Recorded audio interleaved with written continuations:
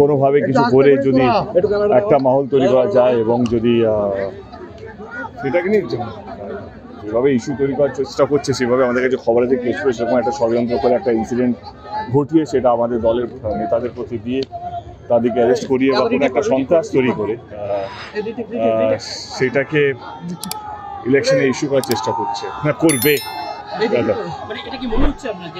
করতে পারে দেখতে তো পাচ্ছি মানে জেতার জন্য কোথাও যেন বিজেপি যিনি প্রার্থী আছেন তিনি মরিয়া হয়ে পড়েছেন এবং আমার মনে হয় জেতার জন্য ওনারা সব কিছুই করতে পারে। আমি তাই এই আগের দিন বললাম আমার এসপিকেও বলা আছে এবং ইলেকশন কমিশনকেও বলছে একটু নজর রাখবেন কারণ অনেক অন্য স্টেটের মানুষকে দেখা যাচ্ছে কেশপুরে ঘোরাঘুরি করতে যারা কি বলবো সন্ত্রাস করার জন্য হয়তো রেডি হয়ে আছে বা কোনো একটা সময়ের জন্য খুঁজছে যেখানে এমন একটা ইনসিডেন্ট তৈরি করবে যেটা কেশপুরে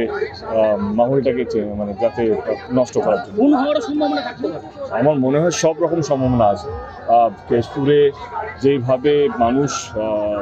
গত 10 বছরের শান্তিতে আছে যেভাবে ভালো আছে যেভাবে আমরা আগলে রেখেছি সেইটা কোথাও যেন বিরোধী দলের যিনি প্রার্থী তার ভালো লাগছে না এবং তারা ষড়যন্ত্র করছে কীভাবে এই শান্তিটাকে নষ্ট করা যায়।